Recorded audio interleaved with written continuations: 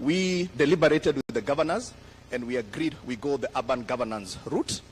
And so the Urban Areas and Cities Act was able to capture that phenomenon. So we don't have mayors, we have got municipal managers, and we have got chairmen of the board. In the first Kenya Urban Support Program, Your Excellency, as I said, we established 59 new municipalities. We gave them charters, they have boards, and we gave them $350 million for a period of 6 years in which they were able to do urban infrastructure and also put in the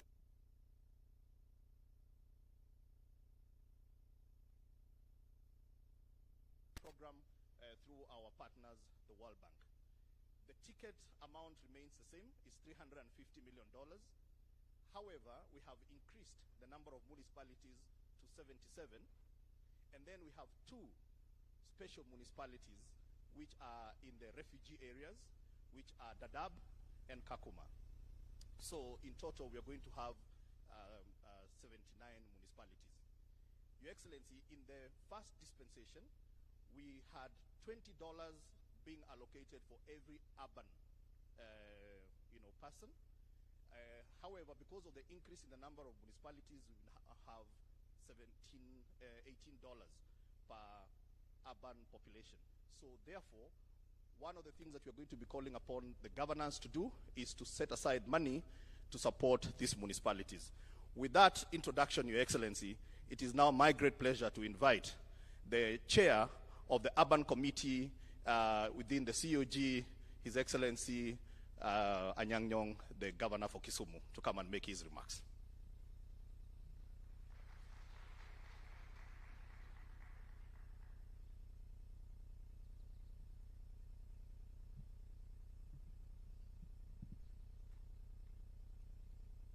Your Excellency, the President of the Republic of Kenya, Honorable Ruto William,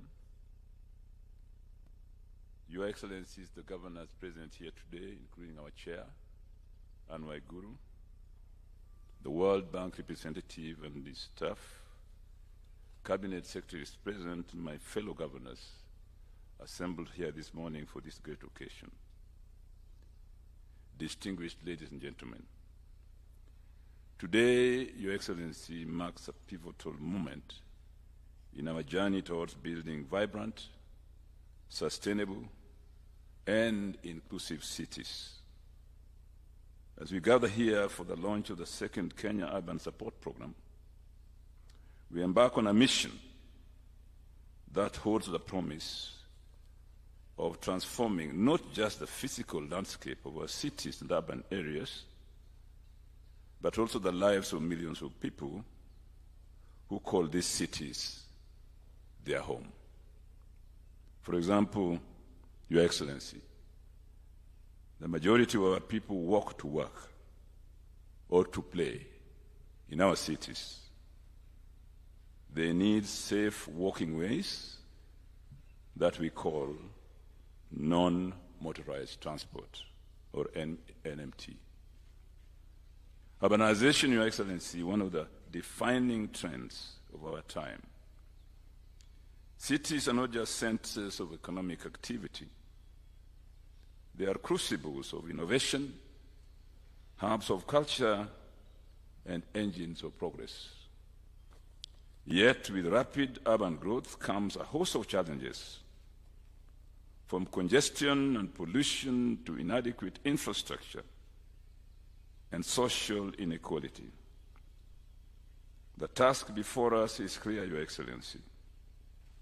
We must embrace the opportunities presented by urbanization while addressing its associated complexities.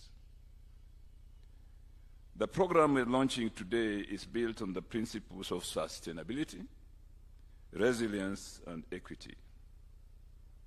The development objective is to strengthen the capacities of urban institutions to do the following, Your Excellency. 1, improve the delivery and resilience of urban infrastructure and services. 2, enhance the private sector engagement in urban planning. And 3, support the transition of refugee camps into integrated host community refugee settlements, especially, Your Excellency, in areas which are prone to natural disasters. Your Excellency, ladies and gentlemen, sustainable urban development is more than just bricks and mortar. It is about fostering communities where every individual has the opportunity to thrive regardless of their background or circumstance. Central to this approach is the concept of inclusive urbanism.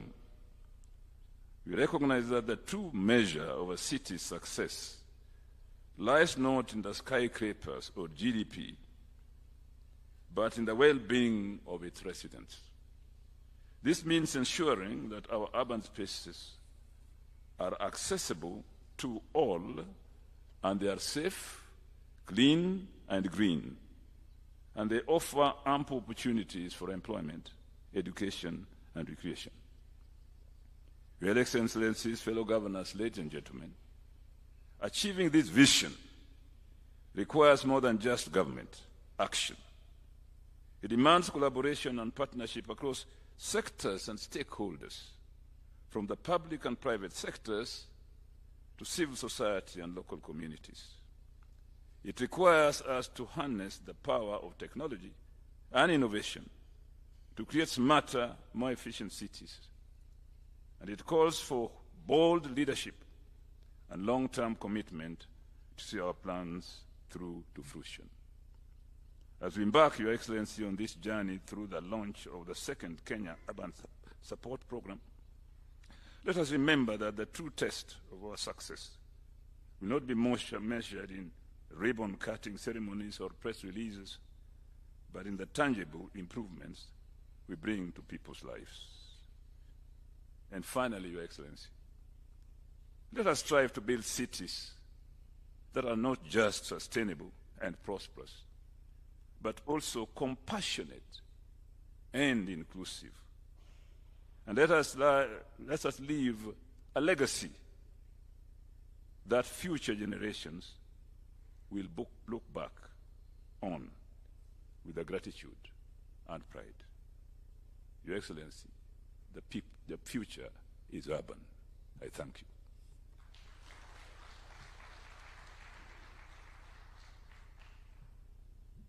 Thank you very much, Your Excellency, Governor. As I call the chair of the COG, Your Excellency, allow me to expound on the point that urban areas are missing in Schedule 4. We had made a presentation to NADCO that it be, as we amend the Constitution, if we will, that this has to go in there. Because, Your Excellency, our devolved governments, we have the national government, then the next level of government is actually cities. Then below that, of course, we have the counties, we have municipalities, we have got towns, and then we have got markets. The cities that have been chartered, the only thing we have had, Your Excellency, are beautiful ceremonies. The day after, nothing changes because there is no formula for allocating monies to those urban areas. So it's a very important subject that we need to discuss as I invite the chair of the Council of Governors to come and make her remarks. Thank you.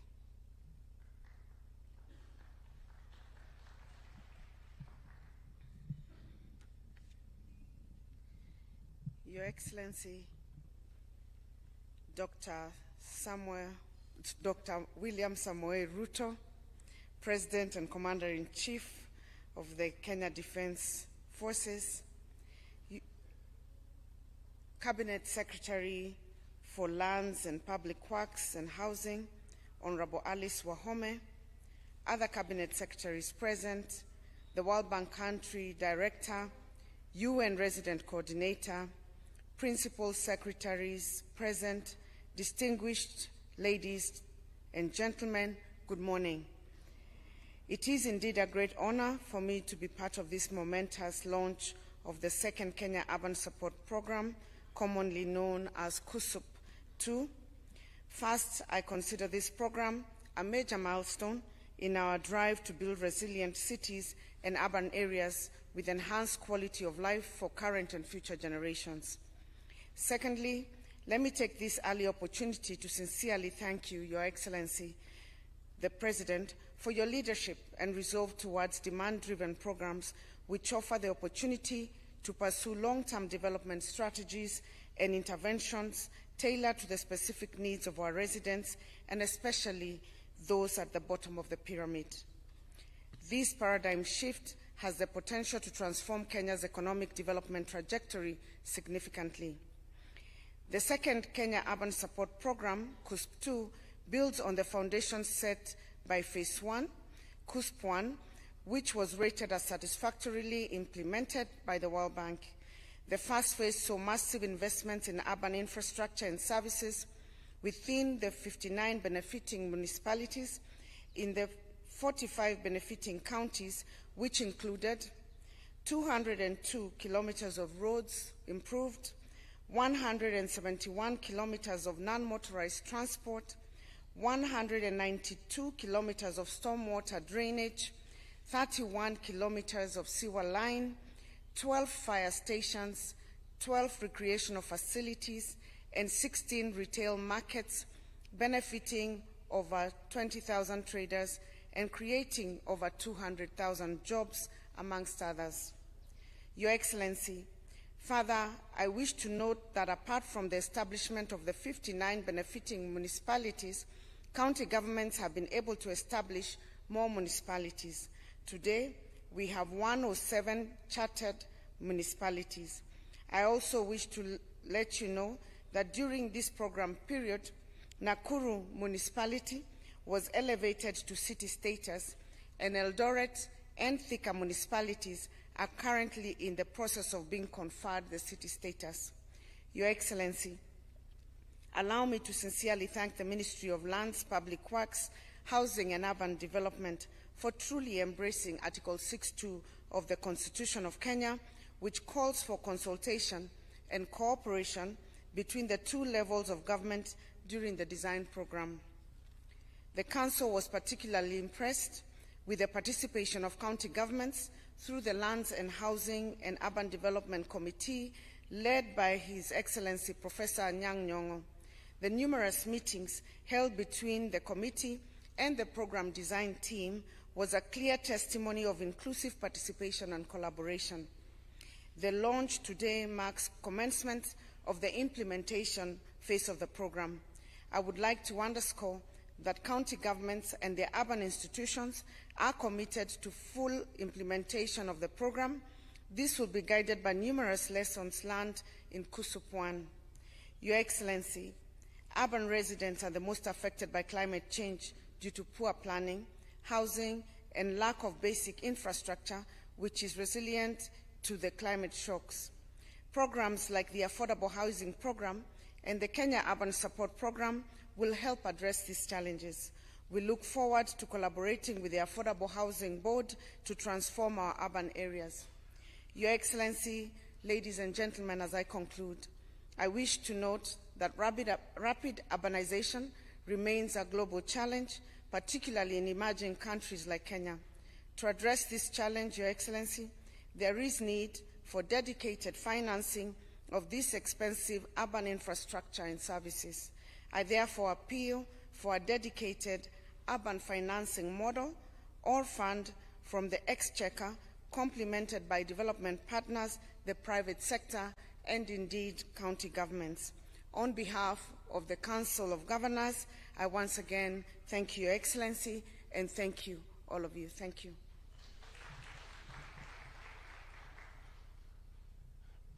Thank you very much, Governor Anne Waiguru, the Chair of the Council of Governors. Your Excellency, I need to understand that the Governor for Nairobi is here, and would like to ask him to come and just officially welcome us. As he comes, Your Excellency, you will note that the Kenya Urban Support Program is within 45 counties. It excludes Mombasa and excludes Nairobi, simply because the two counties are too big and their needs will gobble up the entire ticket. But we have another program for them. Thank you. The PS had to make that disclaimer because Your Excellency, I many times don't agree on why Nairobi is considered big. Your Excellency, the President of the Republic of Kenya, William Ruto, Waziri Alice, Waziri Kindiki, and Professor Ndungu, colleague governors led by our chair, development partners, World Bank, country director, and everyone who's here today. I've been asked to welcome you here. I don't know if I'm allowed to, because this is State House.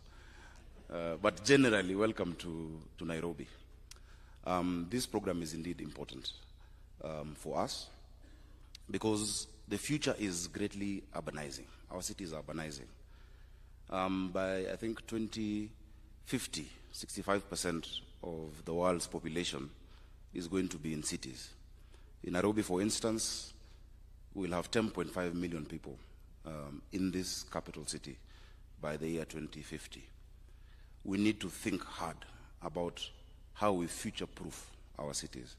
I think the challenges that we've seen in recent days in terms of the infrastructure, in terms of housing, in terms of the drainage systems, tell us that there's need to plan for that future today.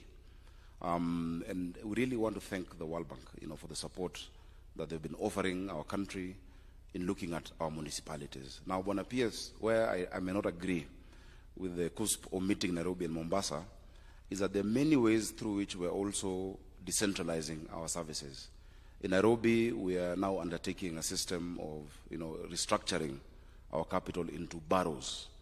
We are going to have 6 boroughs: Nairobi North, East, West, South, and Southeast, that will step down decision-making, will create more centers of customer service. The County Government Act talks about service-oriented government, and that, I think, needs quite some support.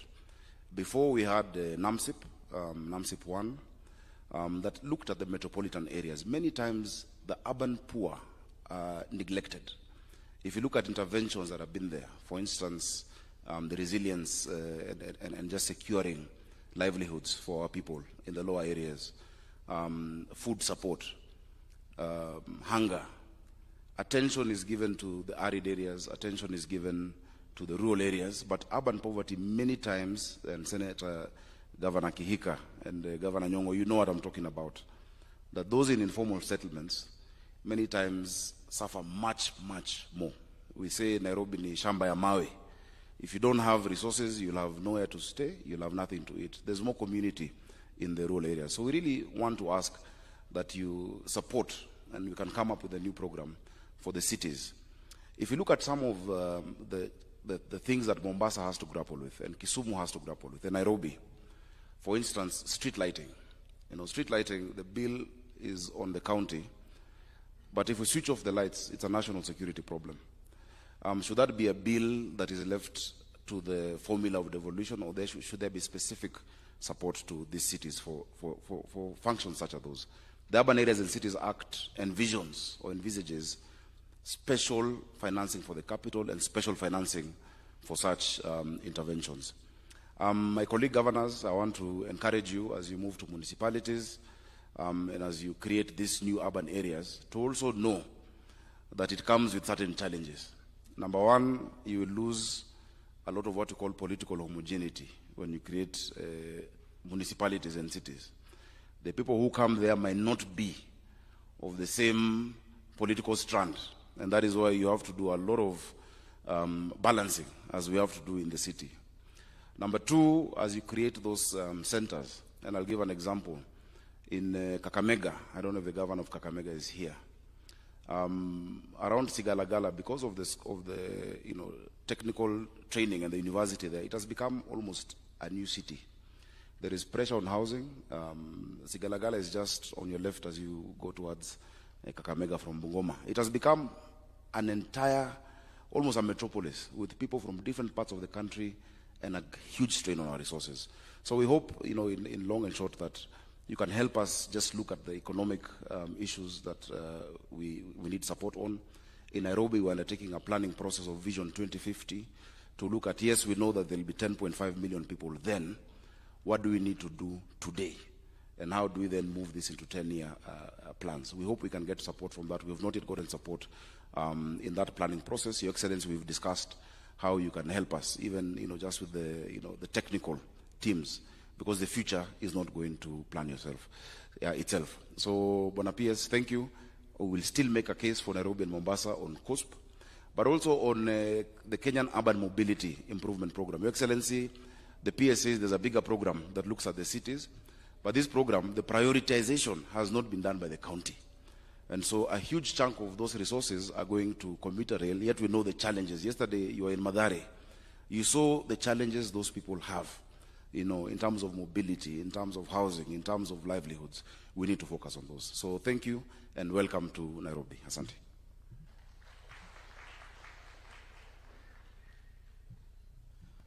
Your Excellency, allow me now to invite the country director for the World Bank, Keith Hansen, to come and make his remarks.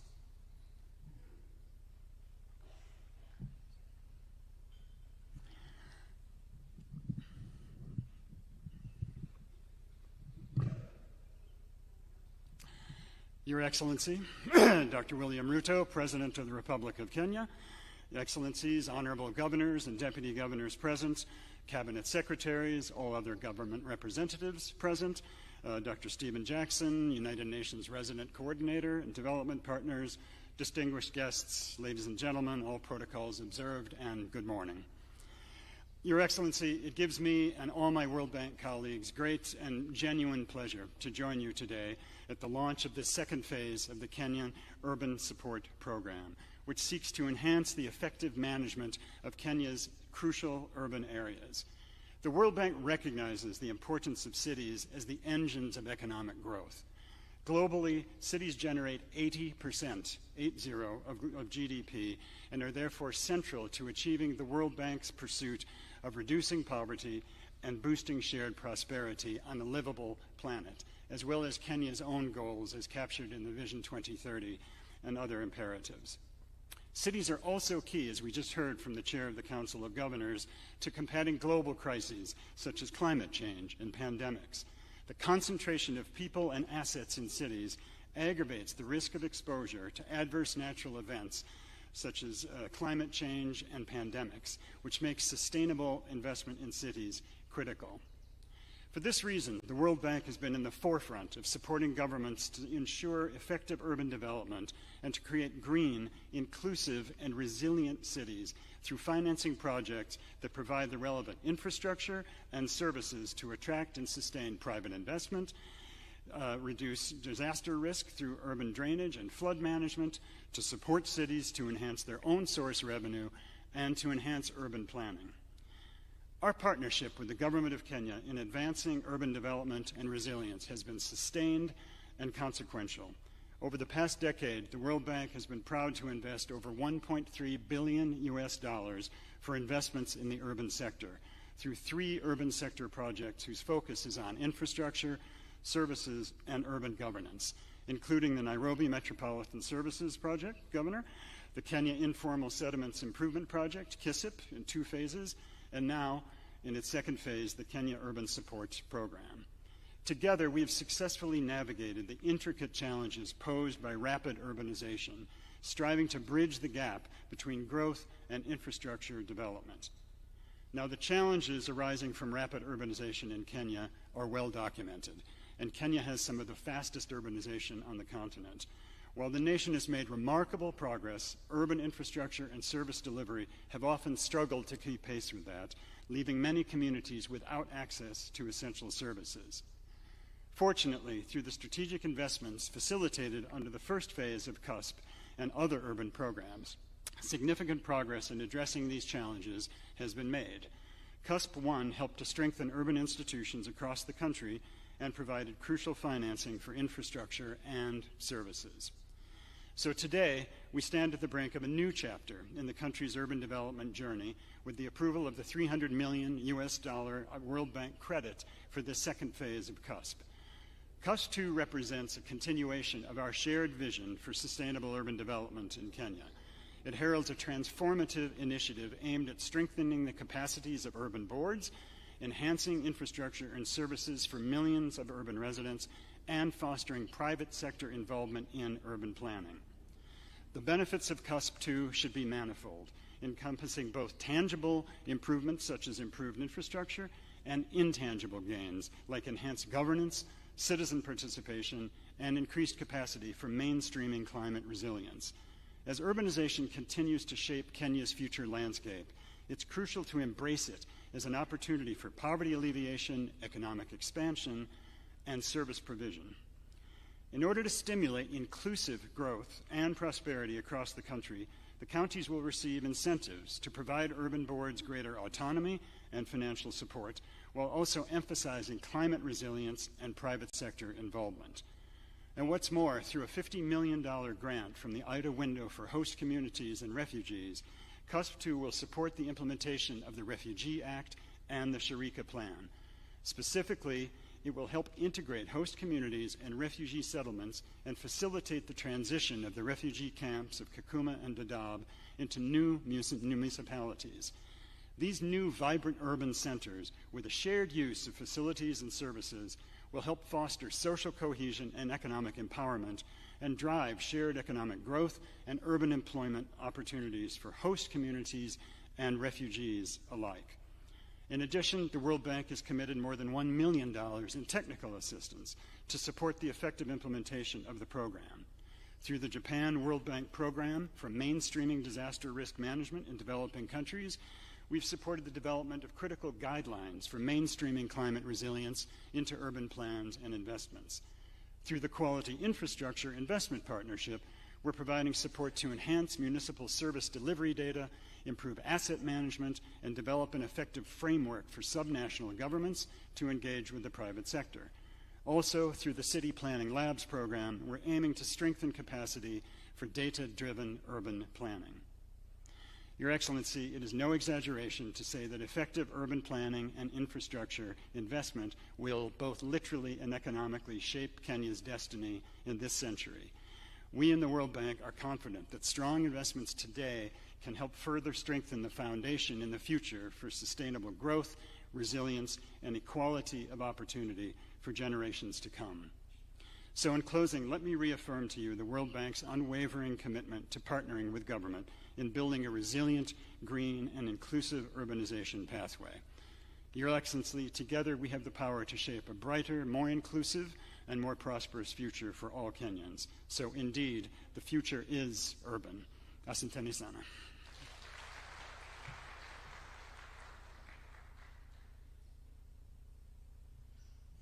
Your Excellency, I will not be coming back on stage, so allow me to make these final remarks. Your Excellency, most governors, when they come to see you, one of the things that they ask are markets. And because we know that majority of our people are traders. And it is because of that, in the year 2022, you asked me, where can we get this additional funding so that we can be able to support our governors to put more markets? And at that time, CUSP had been allocated $200 million. Through your intervention, we got an extra $100 million that will go towards that particular work. So governors, now you have the money.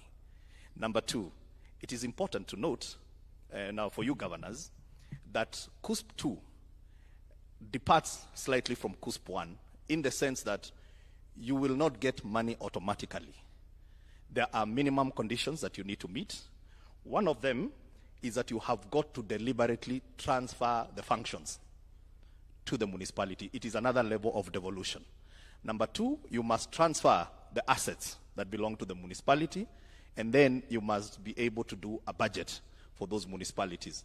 Without those three key things, the money is still not yours. So I will encourage you that when you go back, you fast track on this because this money is ready, and we don't want to have an issue with allocating the resources. Lastly, Your Excellency, we are undertaking affordable housing program in almost every urban area. One of the things that is this program is going to support is the last mile. So for example, where there is like 2 kilometers of trunk sewer network, you can allocate these resources towards that. Where you need to do a road towards your affordable housing scheme, these funds are available for that. Stormwater drainage and so on and so forth.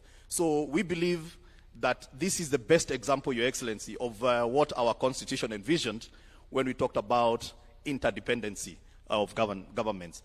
It has been a pleasure being your Master of Ceremony. It is now my pleasure to invite the Cabinet Secretary for the National Treasury to come and tell us whether the money is there yet. Karibu, Waziri.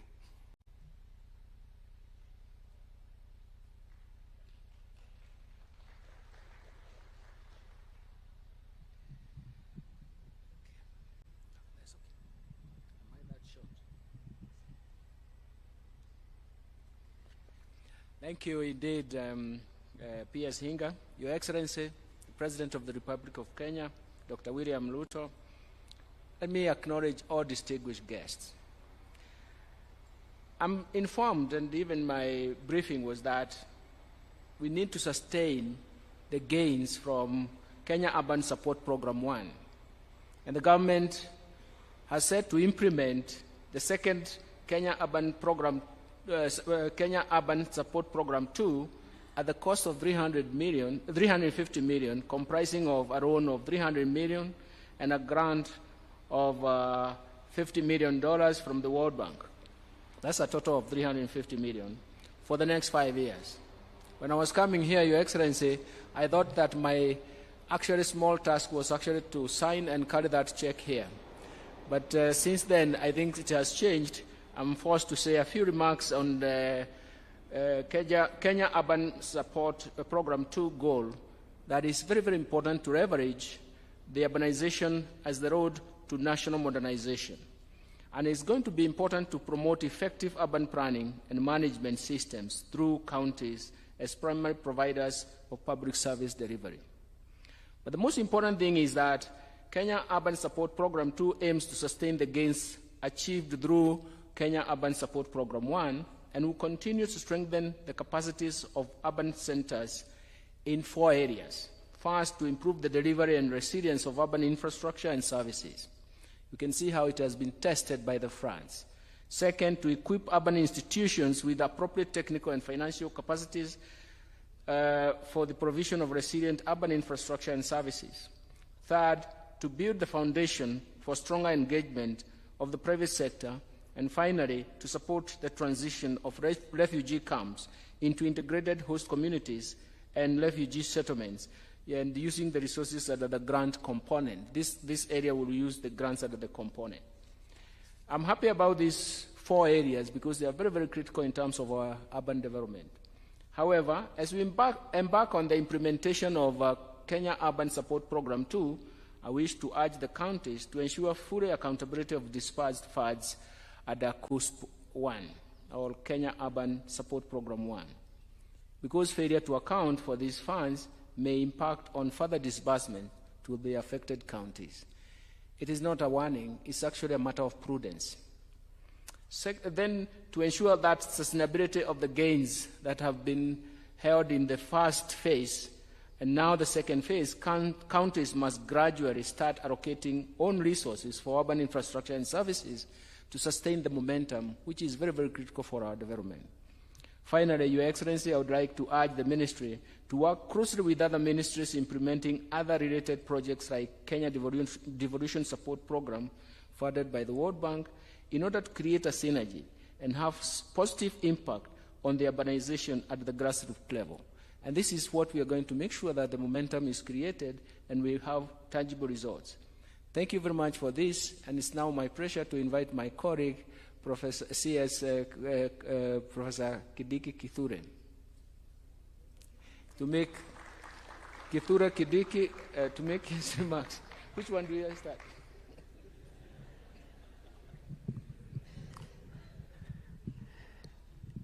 President William Ruto, and all protocols observed as established.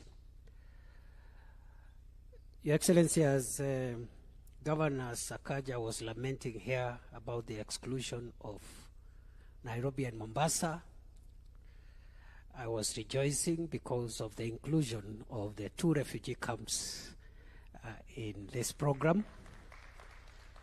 That is the camps in Dadaab and Kakuma, which were not part of the program phase 1 and which are now part of the program in this phase. So sorry, Governor, and just try next time. Your Excellency, sir, Kenya has been a host of many people from our region who have been affected by war and other causes of displacement in their home countries. These friends of ours from other countries have stayed with us for many years, over 3 decades, since the early 1990s. And therefore, Kenya remains as one of the most successful host countries in the world among the refugee communities. I want to thank the UNHCR and other partners and other countries of the world that have supported us even as we host these people for this long. It has been a difficult journey, and proudly for our country, I think we have done a good job, because it's not easy to host the size of the refugee community that we have, the load that we have. At the moment, 700,000 refugees are here in this country, in Dadaab and Kakuma. And this is the spirit of burden sharing in the world as opposed to burden shifting. Your Excellency, the situation in those camps has not been very, very good in terms of social amenities. And that is why, therefore, we really appreciate the input of CUSP-2 to inject support to upgrade the social amenities in our refugee camps, transform them from camps to integrated settlements where host communities and refugees can live in dignified environment. And so as we improve the amenities in the camps and turn them into settlements, we will also be taking care of the host communities there, so that we don't create disparities in terms of standards of living and conditions of living between the refugees and the surrounding host communities. And therefore, Your Excellency, for us, it's a proud moment. This shows, this will help us as a country to be able to comply with our obligations under the United Nations Convention on the Status of Refugees of 1951 and its protocol, as well as the OAU Convention on governing specific aspects of refugee problems in Africa, as well as our own Refugees Act of 2021, which now is operational. We just gazetted last month the Refugees regulations to operationalize the Refugees Act, and that is what gives the legal framework for what we are doing here. So in a nutshell, Your Excellency, it's a proud moment for us, and we hope that the implementation of the Shirika plan, which will transform these camps into integrated settlements for refugees and host communities, will go a long way in giving dignity to our brothers and sisters who, for one reason or another, are unable to return to their countries of origin because of situations that are prevailing in those countries. With those many remarks, it's now my pleasure and privilege to invite my sister minister, Alice Wahome, who is in charge of lands, housing, public works, and urban development. Welcome, Minister.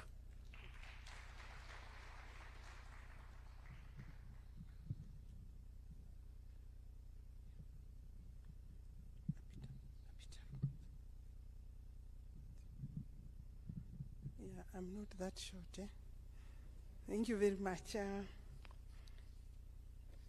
Your Excellency, the President of the Republic of Kenya and Commander-in-Chief of our Defense Forces, Your Excellency, the Deputy President, Rigathi Gachagua, Your Excellency, the Prime Cabinet Secretary, Your Excellency, COG Chair, Governor Waiguru, Governor Sakaja, all Excellencies, Governors, Principal Secretaries present, including my able Principal Secretary, Charles Hinga, World Bank Country Director, Executive Director, UN Habitat, who are our great supporters also, our development partners, UN agencies present. May I just maybe mention their staff also, some of them have been very supportive in our coordination work. The World Bank itself stands out in this particular program, Your Excellency. UNHCR, because of the especially because of the special municipalities, Dadaab and Kakuma. Your Excellency, I have a few remarks to make. We have, maybe you allow me, before I forget, to ask the PSs who have come to stand up, we recognize them because they have been working in coordination with Hinga. Let's recognize you, please, because you not have opportunity to come here. Led by the PS National Treasury, they are all here. Thank you very much. Our staff at the ministry for a good job. Please, let's recognize you. You know, this is a state house where you are now. Yeah, very good. Thank you very much. I think feel all welcome in terms of this project, Your Excellency. We are very happy for this occurrence today at State House. The remarks that I will make, Your Excellency, is that it's a significant occasion as we gather to launch the second Kenya Urban Support Program, that is KUSUP 2. It is with immense honor and profound sense of purpose that I extend a warm welcome to each one of you, recognizing the central role that you have played in shaping the future of our urban landscapes, and acknowledge the plight and pledge of KUSUP 2 that will be a vital element in building resilience. I think I've gone very fast there. That our country confronts the aftermath of these floods, and we are acutely reminded of the interconnected challenges that we face in the urban development. The escalating demand for affordable housing, resilient infrastructure, efficient transport system that we need, essential services becomes even more critical when natural disasters strike. Our most vulnerable citizens, those residing in informal settlement, bear the disproportionate burden of such events. Governor Sakaja has alluded to that. We have to reflect critically on the status of our cities and urban areas. It is evident that as a country, we are experiencing unprecedented urbanization propelled by a myriad of factors, including rural-urban migration, population growth, devolution, industrialization, as well as technological advancements, all which underscore the evolving nature of our urban centers.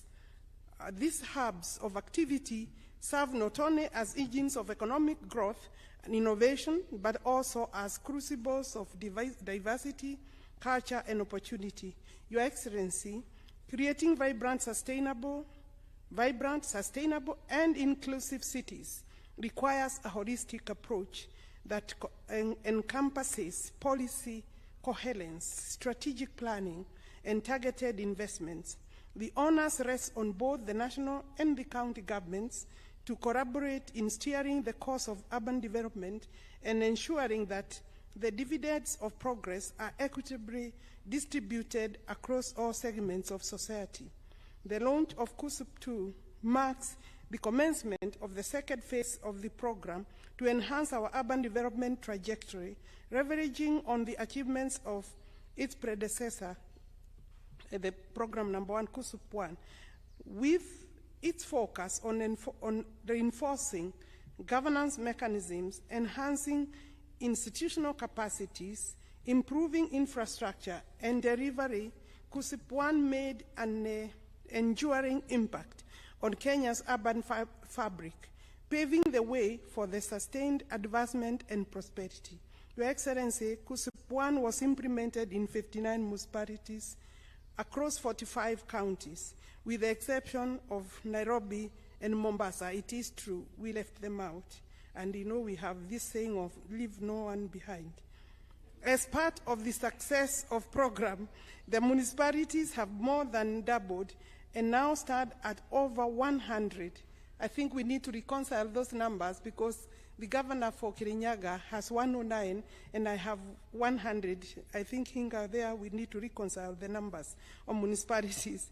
The current program will build upon the triumph and insights gleaned from its forerunner, the KUSIP one, and will be implemented, I confirm, in 77 municipalities, including the refugee hosting municipalities. That is what, because the numbers allow Kakuma and Dadaab and Garissa counties, respectively. KUSIP 2 signifies a continuation of our collective commitment to transformative urban development. Your Excellency, rooted in the principles enshrined in the Constitution of Kenya, which advocates the rights to a clean, healthy environment for all citizens, KUSIP 2 embodies our commitment to sustainable development and environmental stewardship. Additionally, the program is aligned with the National Urban Development Policy. Your Excellency, we will need more funding to achieve this, and aims at fostering resilient, well-managed urban centers that serve as vibrant hubs of economic activity, social cohesion, and cultural vitality. Your Excellency, the effective implementation of this program hinges on robust partnerships, collaborative engagement, stakeholder involvement at every stage of the process by harnessing the collective expertise, resources, goodwill of government agencies, development partners, private sector entities, and local communities. We can surmount the urban challenges that confront us and forge a path towards inclusive and sustainable development. Allow me to appreciate our development partners once again, Your Excellency, the World Bank, United Nations Human Settlement Program, that is UN Habitat, Council of Governors, the Directorate of Refugee Services, and many others who we are collaborating with to ensure success of this program. In conclusion, I extend my heartfelt appreciation to all persons, all partners, and organizations dedicated to supporting the implementation of this program. Your unwavering commitment and tireless efforts are instrumental in shaping the future of our urban landscapes and enhancing the quality of life for all Kenyans. Thank you once again. Your Excellency, I know we have a partner number one in yourself, Your Excellency. When I saw you crossing Nairobi River or jumping over Nairobi River, I knew then when we come today, we will have gained a major milestone because you will push this program to see its implementation. Your Excellency, I want to confirm to the governors, it's since 2013, the Urban Areas and Cities Act did not get regulations for implementation. I want to confirm to our partners and governors that the regulations have been worked on, and last week, Parliament, delegated legislation of Parliament managed to approve it for us. We'll be remitting it to the Attorney General for publication. So we will now, after 10 years, 13 years, have regulations to implement. But may I just seek the attention of governors in terms of our towns, because we approve when you bring them. Allow robust participation of your residents, because I know members of Parliament have asked me very many questions when we were going through the regulations. They need to know how we do the delineation of the boundaries of municipalities, delineation of boundaries of towns, including markets, so that you do not get resistance when we are doing the implementation. So the regulations are available now, going to be available for you, and I'm happy for this partnership. Allow me now, Your Excellency, to invite Musalia Mudavadi and Heji Diga. Yes, Your Excellency, is now my pleasure to invite His Excellency. Allow an applause to receive His Excellency to address the gathering. Thank you, Your Excellency.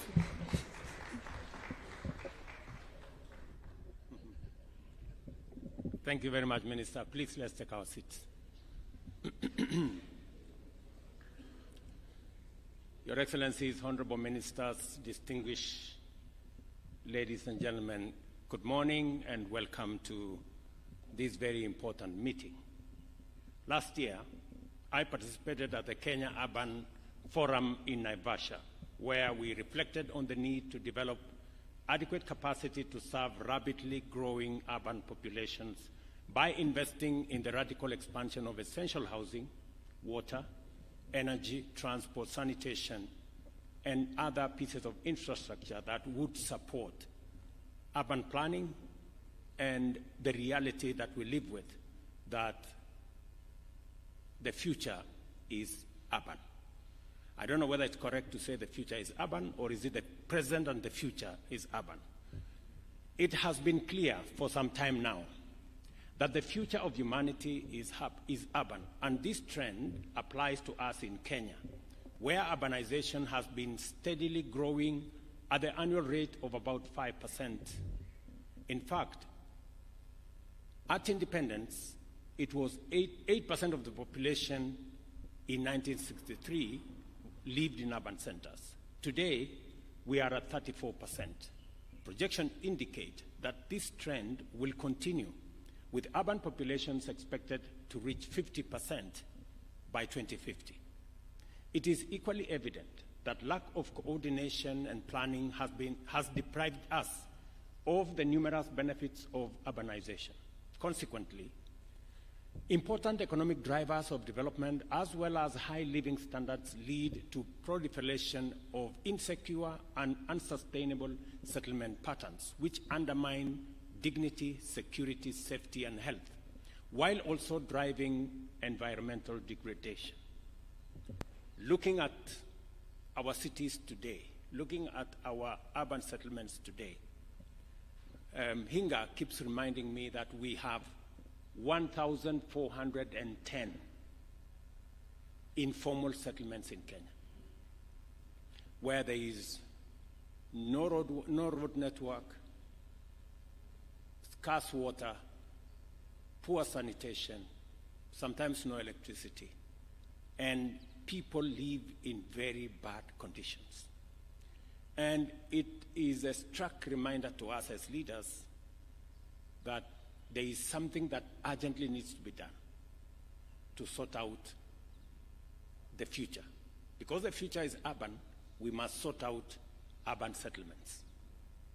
As a matter of national policy, we are committed to enhancing urban governance and management, and with the aim of implementing effective development planning in a manner that promotes robust urban investment and the provision of inclusive, high-quality social infrastructure in all urban areas and cities throughout the country. If there is an intersection between the bottom-up economic transformation agenda's program of housing and this KUSIP program, it is because both are aligned in making sure that there is sufficient infrastructure to support urban dwellers. And therefore, this KUSIP 2 program is clearly in tandem with our plan on urban housing, because one cannot do without the other. We need the infrastructure, we need proper planning, we need roads, we need sanitation, we need stormwater management, we need non-motorable transport to be able to facilitate movement in urban areas.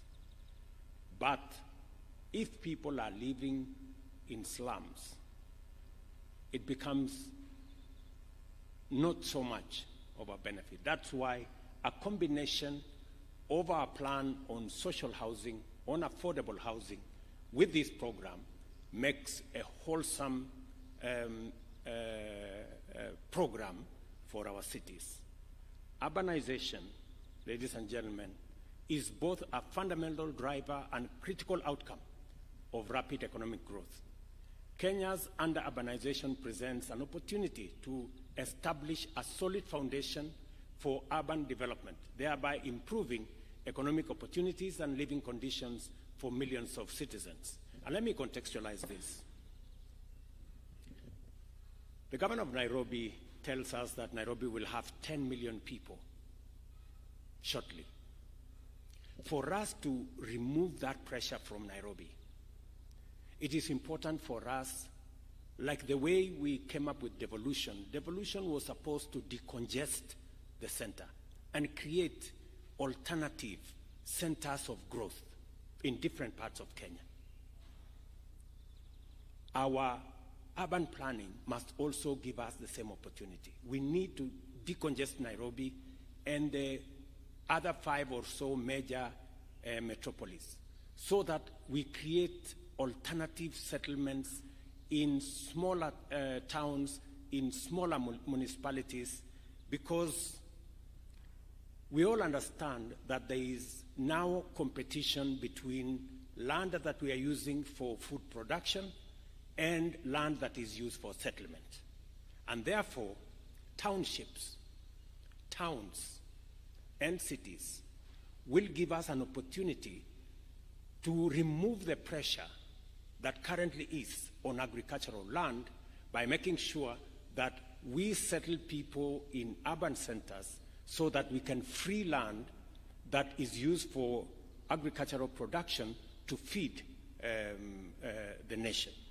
Therefore, from where I sit, we have really an opportunity. Even as we think about the municipalities, I don't think the municipalities take away from the counties. In fact, I think they build the counties. They assist the counties in making sure that pressure is not concentrated on a few towns. And the more we improve governance, the more we improve facilities in the municipalities, the greater the opportunity we give ourselves to remove pressure from the large cities. It is also the reason why we discussed about the county aggregation industrial parks to try and create alternative centers of value addition, agro-processing, possibly manufacturing. It is also the reason why today we have 6 new special economic zones targeted at exports. Again, away from Nairobi, away from Mombasa, into towns like Sagana, into towns like Thika, into Naivasha, into Nakuru, into Busia, and we will continue to expand those facilities so that we make sure that we create real alternative centers of growth, working with counties as we manage this imminent urbanization. Well-managed urbanization is integral to our economic development agenda, aligning with Vision 2030 and the attainment of sustainable development goals. Our investment in infrastructure expansion, connectivity enhancement, and overall accessibility, safety, and security improvements are informed by the fact that urban areas are the epicenters of our bottom-up economic transformation agenda. We must therefore be involved in designing and implementing the institutional architecture necessary to manage these vital investments. Accordingly, the Kenya Urban Support Program 1 has enabled us to establish foundational institutions that will drive our sustainable and inclusive urbanization agenda. Primarily, this will be the 77 municipalities as well as 2 special municipalities across 45 counties. This is a substantial portion of the 300 urban areas identified in Kenya, 220 of which require development investment in order to achieve our urbanization policy objectives.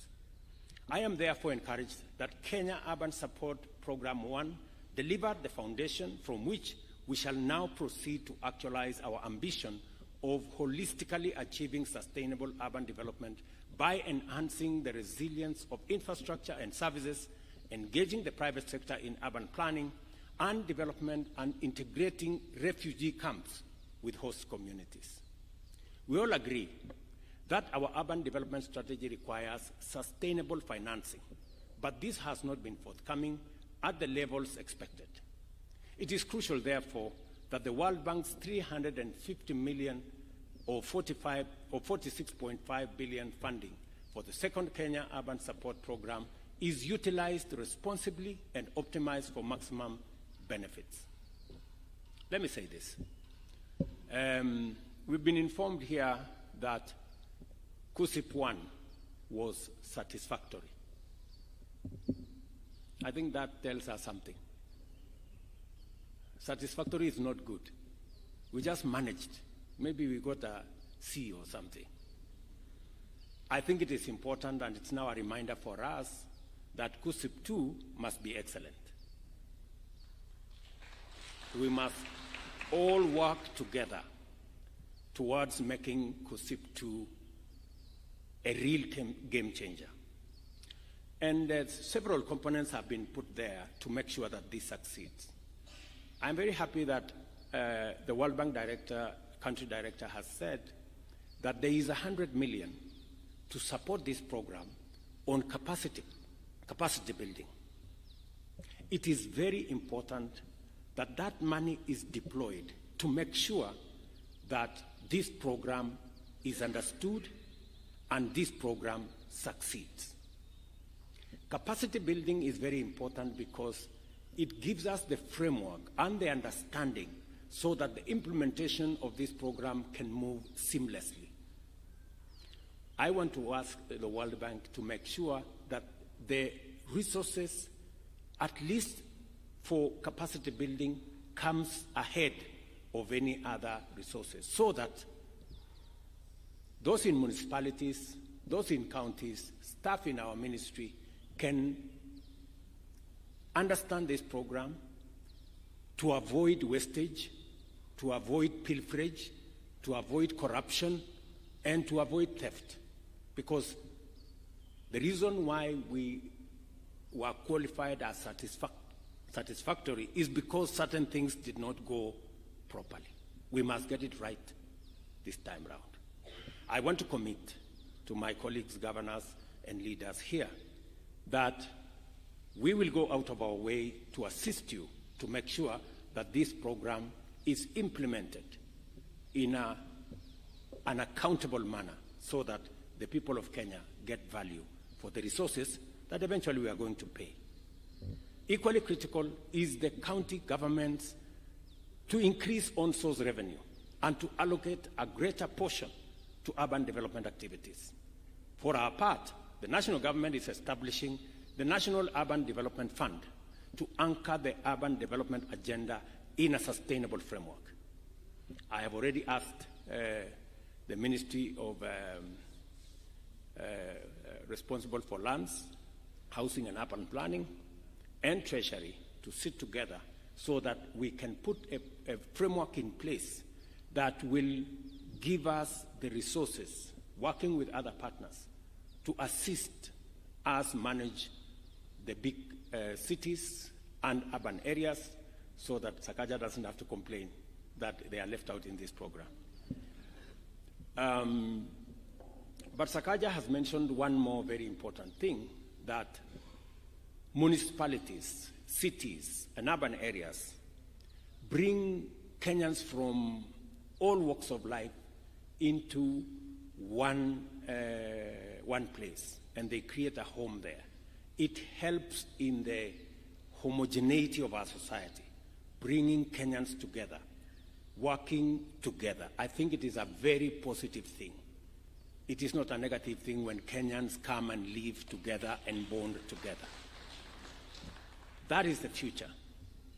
And I think we should encourage townships, municipalities, cities, because that way we not only remove pressure from land for agricultural production, but we also bring Kenyans into a space where we deal with the challenge of ethnicity that undermines our nationhood as a people.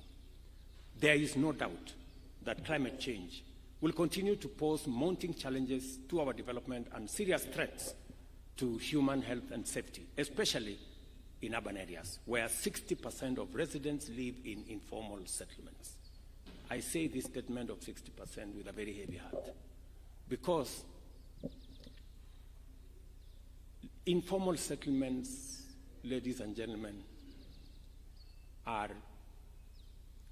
very unhygienic, very indecent livelihoods where Kenyans live. And we must do whatever it takes, using the resources we have. The resources we have under COSEP will help us do planning. These resources will help us deal with stormwater, will help us deal with sewage, will help us deal with lighting, will help us deal with titling and organizing our informal settlements. And our housing plan will help us have decent homes for these Kenyans. We have close to 7 million people in Kenya living in informal settlements, and they deserve our attention. The ongoing flooding, owing to abnormally high rainfall, underscores the urgent need for us to address this issue with very particular and specific attention. I am therefore delighted that the second urban support program has a strong climate change mitigation and resilience component, which further demonstrates our commitment to build adaptable cities and communities that are resilient in the face of dynamic environmental risks. In particular, the focus on the most vulnerable through building climate resilience for the urban poor is very commendable, and I will be looking out specifically for municipalities, cities, and towns that are keen on making sure that we support the urban poor. The synergy between the Kenya Urban Support Program and our bottom-up economic transformation agenda is unmistakable. In particular, the program's alignment with the affordable housing strategy pillar presents a unique opportunity to invest in urban infrastructure that supports the realization of the affordable housing objectives in order to deliver holistic, sustainable, and inclusive urban development. As we embark on implementing the second urban support program, we must take advantage of both the achievements and lessons of its predecessor, the most salient of which is the seamless coordination and effective partnership between the national and county governments.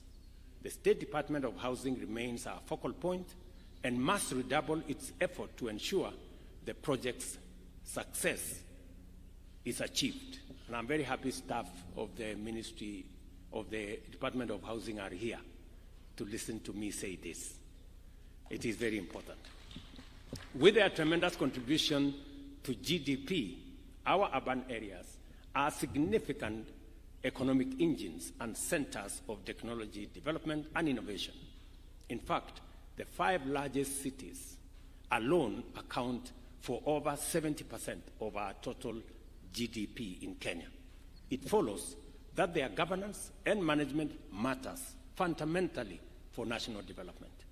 It is critical that county governments prioritize the establishment of full-fledged urban institutions with robust governance and management. Again, I heard Hansen say clearly that they are also going to use resources to support the governance of these cities.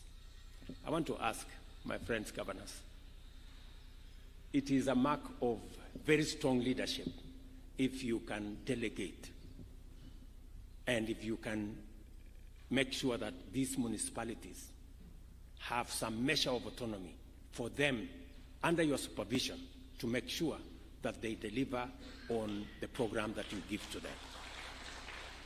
It is really a mark of very strong leadership if you can assign other people to do the job at that other level. Of course, still under your management and supervision.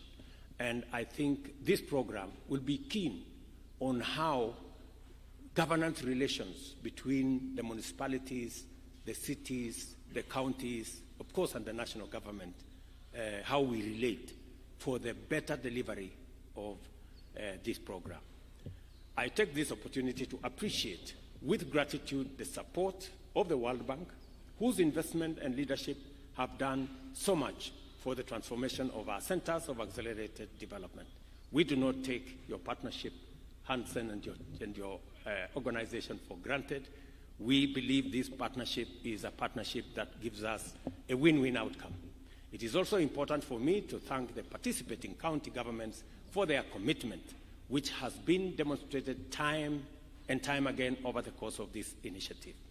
I look forward to witnessing a more urgent, focused, and ambitious approach to this program.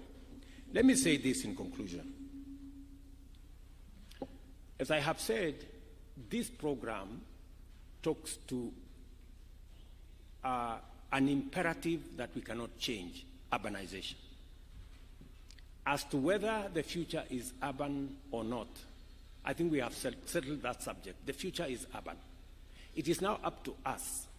Are we going to have towns, municipalities, and cities that are planned, or are we going to leave it to be chaotic and confused? The responsibility is ours. Now, with KUSIP 1, we made some strides.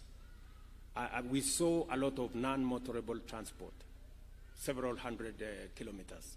We saw a lot of stormwater management. We saw a lot of sewage extension programs. We saw planning of different parts of cities. We now have an opportunity to scale that up. And the resources now we have will give us an opportunity. As we do housing, you have the opportunity, working with us, to make sure that that program dovetails into this KUSIP program in terms of where you choose to deploy the road infrastructure, where you choose to deploy our sewage management system, where you choose to deploy non-motorable pathways and those other programs, how we plan cities more. We have agreed that the program of housing is going to be done in conjunction with the county governments. The housing fund now has representation from multi-stakeholders so that we can all move together as we plan our cities. As I have said, there is $100 million, Hansen, did you say, for capacity, $1 million. $1 million for capacity building. Those resources are important, as I said, so that we can improve on the governance, we can improve on the understanding, and it gives us better leverage on the understanding to deliver on this program. So again, we appreciate the $100 million, the $1 million, sorry, and I will ask the National Treasury, in the event that there is need for that kitty to be expanded, we should expand that kitty for greater understanding and greater knowledge, so that we can make sure that all those who will have an opportunity to deliver on this program have the requisite understanding, so that we don't get a satisfactory outcome, we get an excellent outcome this time around. Let me also say that there's a component that has been said contextualizing this program about on-source revenue. I know when we spoke about on-source revenue, there is a bit of discomfort. But let me say this. Of the money we have here is $300 million. That's about 40 billion. That 40 billion is a loan. It is not free money. And it is money that has been contributed by other countries. And those countries have had to collect money from their citizens to give to World Bank, so that World Bank can loan to us. It's just as simple as that. It means even as we use other people's savings, we must begin to grow our own savings. That is the message. Because this loan we have to pay. It's not free money.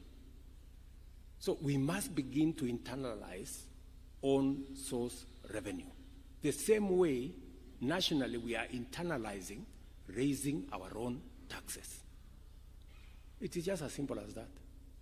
There is no free lunch anywhere in the world. Even as we clap for the World Bank, and they are very good people, and they are friends, but this is money we will pay. You know, when we say we thank the World Bank, people think they have given us money. They have loaned us money. So to understand, to elewane. So as we look for the loan, at the back of our minds, we must be thinking, in future, how do we make sure we don't have to look for a loan? We will build our own capacity to raise our own resources. So, my friends, governors, let us also focus on on-source revenue. It will make your work very easy. I like the conditions that have been attached to this money. You know, I was speaking to the chair of the Council of Governors there, and he was telling me, it looks like we will never get this money. They have said, go do this, you must do this, and then do this also. But that's what it is, you know. This is money we have to pay, so we have to make sure that there are sufficient conditions that make sure that it doesn't get lost. So I would encourage us, and the World Bank have been phenomenal in support for Kenya. We must be grateful. But you can see, even as they give us this money, they are reminding us that you must use it well and you must pay. So we must think about how to raise our own resources as well. That will go a long way in making sure the partnership between us and the World Bank is meaningful. The World Bank must also know that we appreciate their money, but we are also doing something about raising our own resources. Let me say this in conclusion, that the partnership we have, and a very positive partnership, now that we have our housing program, we have COSIP, and we have what majority of counties are working with us towards the delivery of this plan, because we all appreciate that the future is urban. We must also build an urban future that integrates all the communities of the Republic of Kenya. This urbanization must help us solve the question of ethnicity and give Kenyans a chance to live together. And why do I say that? Amongst the two cities, the ones Professor Kindiki talked about, is Dadaab and Kakuma. So Dadaab and Kakuma, we have communities who don't come from Kenya. These are communities that come from elsewhere. But what have we done as a country? We have said, if somebody has stayed for 30 years in Kenya, their children have been born in Kenya, they certainly belong to Kenya. And therefore, we need also to support them with livelihoods. We need to support them to do business. We need to support them to grow the towns. So let me ask you, if we are giving an opportunity for people who are not even Kenyan, why shouldn't we support other Kenyans to live in all the towns that we have in Kenya? I mean, it just makes sense. That should be the case. That's a natural. Because we now live in a global village. We like it, we don't like it. As we are talking, we are busy signing another 19 bilateral labor agreements for Kenyans to go and work in other people's cities. So we must reciprocate by making sure that those people from other areas also have a home in Kenya, the way Kenyans have homes in other cities of the world. So we need to work together in that direction, and I'm really proud of the partnership between the national and county governments and our partners, the World Bank and all the other agencies. Ladies and gentlemen, The second phase of the Kenya Urban Support Program is now officially launched. Thank you very much, and God bless you. Asante sana. One more round of applause for His Excellency. Thank you very much, Your Excellency.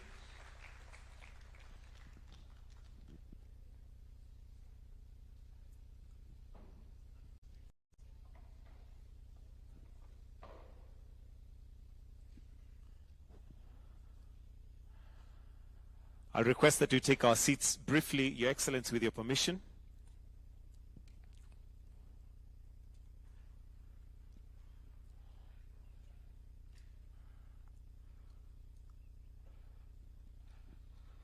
If we may take our seats briefly once, Your Excellency. And to symbolize the commencement of the refugee window, we will now have signing of the Intergovernmental Participation Agreement. And allow me to now call His Excellency Nathif Ajama Adam, Governor Garissa County, to just come and take a seat here as we are going to sign this. Also, allow me to invite the CS for Ministry of Lands, Public Works and Housing, CS Alice Wahome, to also come and take a seat. And Your Excellency, with your permission, if I may call upon you to maybe just stand behind and witness. And to join you also, let's have the COG Chair, Anne Waiguru, Governor Kisumu. Let's also have the CS Housing and CS Treasury to just come and witness the signing of this particular agreement.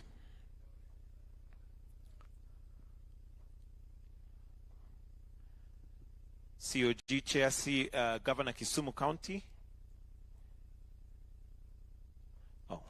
And also CS Treasury.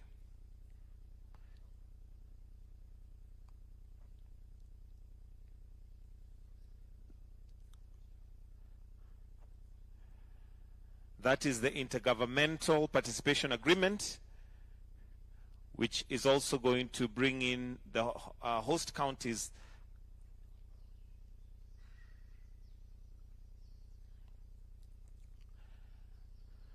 After this, we have a presentation of a check, which His Excellency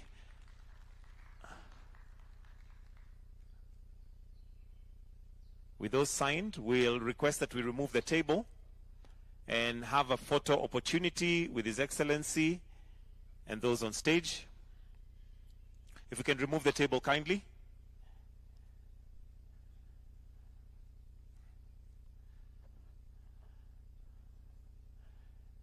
And the chairs.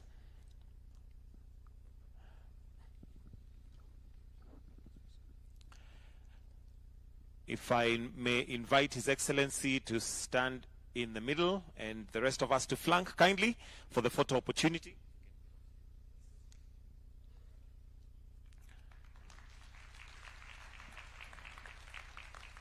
And after that, we have the check presentation. So allow me to invite the Keith Hansen to also join in this particular photo opportunity. If we can have the check, please.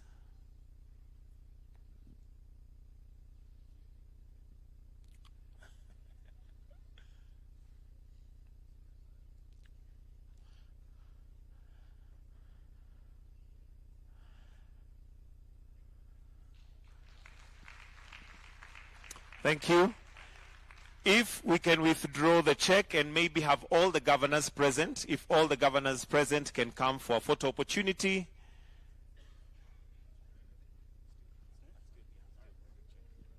All governors.